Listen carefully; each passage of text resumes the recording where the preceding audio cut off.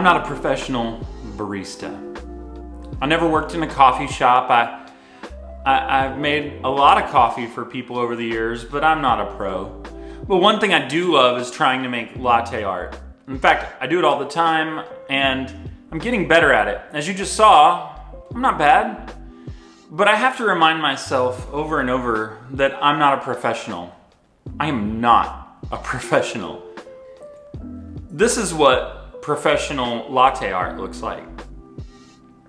This is not me. I'm not able to do this type of work. And while I'm developing a skill and I continue to get better and better, I'm not the best. And sometimes I look at these pictures of really good latte art and I try to remind myself, you got a long way to go, dude. Humility is a really big and important thing for us as the followers of Jesus. And so today I want us to look at two different people in Luke chapter 7 who display humility in different ways. And hopefully it'll be something that we can take with us and apply.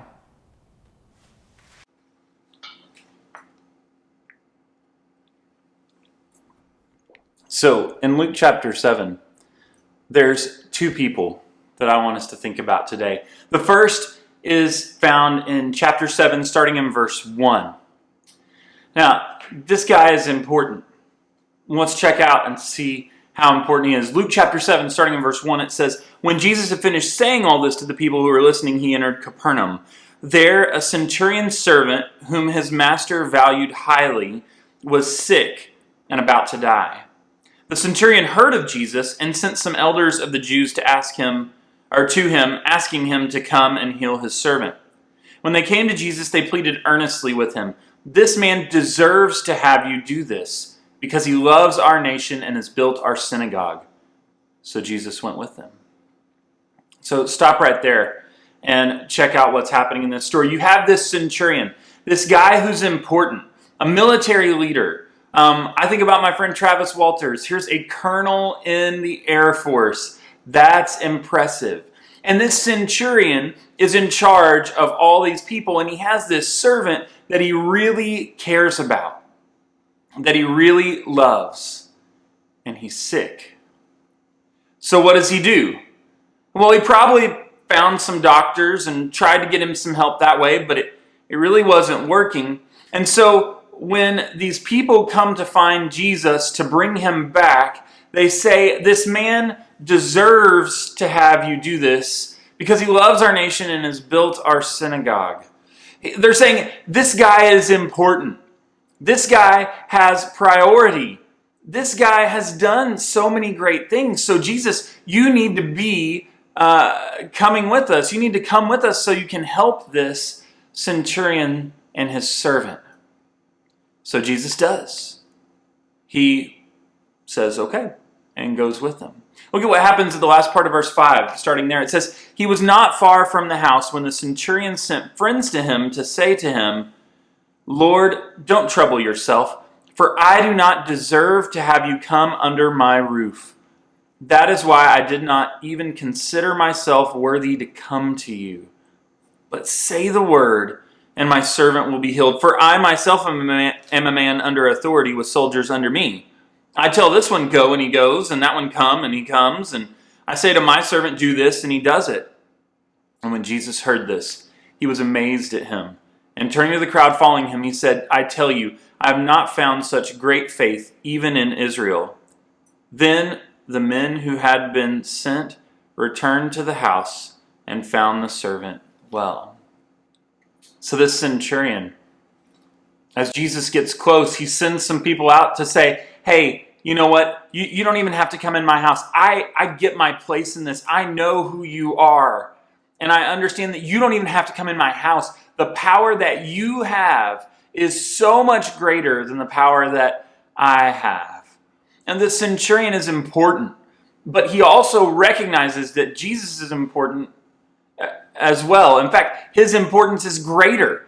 That this guy with all this authority can look at Jesus and say, "You are greater. You are more important." He realizes his role. He has this humility in knowing who is greater. It would have been really easy for the centurion to just demand and be like, nope, you come to me. But instead he asks and doesn't even need him in the house. And Jesus is so impressed that he has humility in knowing how great Jesus is, that he points it out to the crowd and he says, look, it says in verse 9, I tell you, I have not found such great faith even in Israel. Like, what a testament to this centurion.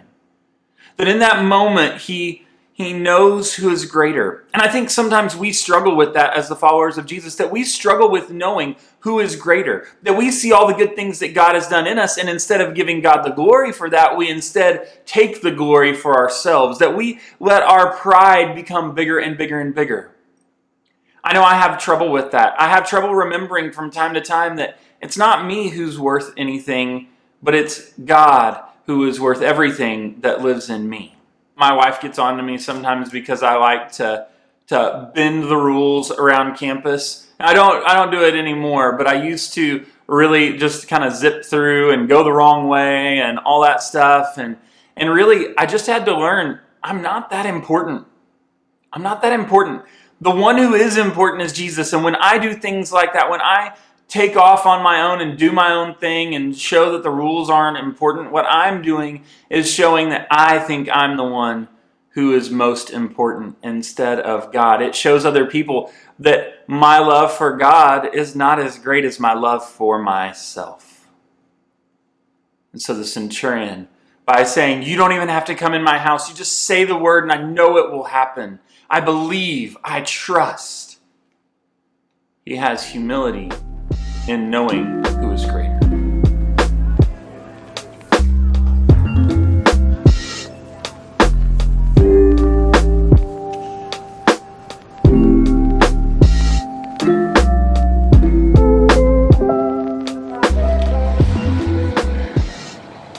So, the second person in the story, in chapter 7, is this woman that shows up uninvited to a party. In fact, it's in chapter 7, starting in verse 36.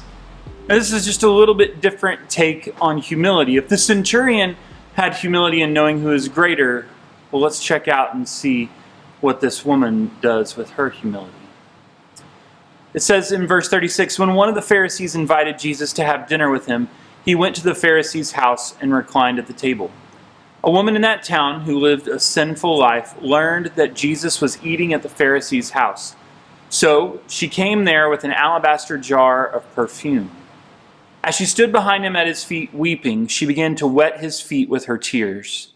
Then she wiped them with her hair, kissed them, and poured perfume on them. So stop right there. Listen to what is happening in this story. This woman finds out that Jesus is going to be at this party. And when she does, she shows up. She shows up ready and prepared. She's going to clean his feet. Now, I don't know if she had intentionally gone with, wanting to wash his feet with her tears, but she definitely wanted to anoint him with this perfume. It would have been a very big deal. It would have been a very, very expensive gift. And look at what happens. Verse 39, when the Pharisee who had invited him saw this, he said to himself, if this man were a prophet, he would know who is touching him and what kind of woman she is, that she is a sinner. Jesus answered him, Simon, I have something to tell you. Tell me, teacher, he said. 2 people owed money to a certain moneylender. One owed him 500 denarii and the other 50. Neither of them had the money to pay him back, so he forgave the debts of both. Now, which of them will love him more? Simon replied, I suppose the one who had the bigger debt forgiven. You have judged correctly, Jesus said.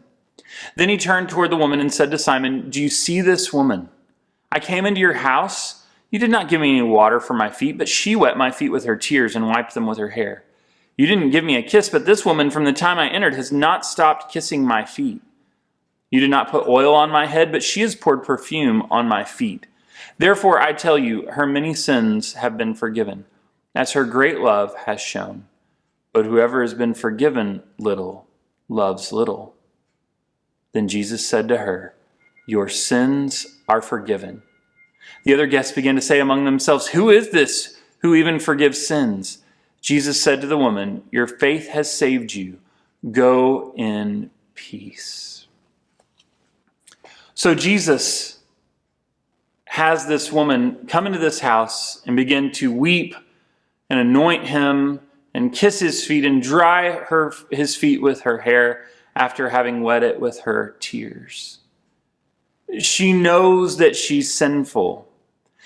She knows. There's a realization there. We see her humility in knowing how much has been given. When she realizes what Jesus can do for her heart, for her life, that she has a bad past, that she has made some terrible mistakes, but there's still grace and forgiveness.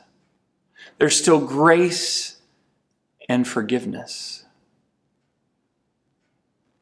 What do we do with grace and forgiveness? You see, Jesus goes on to tell this story. This Pharisee is kind of offended that this woman showed up to do this in his house. Like, dude, who shows up uninvited like that and then makes a big scene? And yet, Jesus tells this story to say, you know what? If you've been forgiven a lot, you're going to be grateful a lot.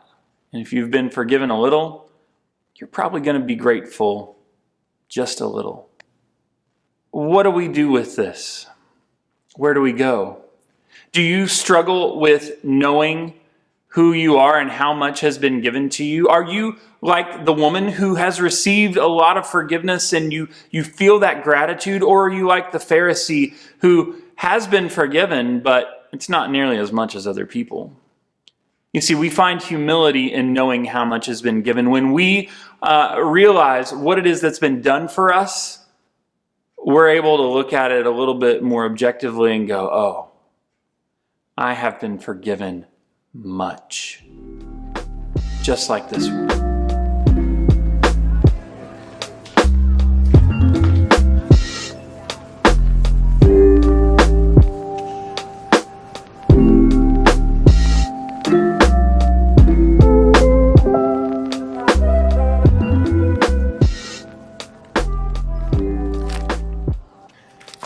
So where are you in the story? Are you the centurion who has humility and knowing that there's someone greater? Or is your humility knowing how much has been given to you?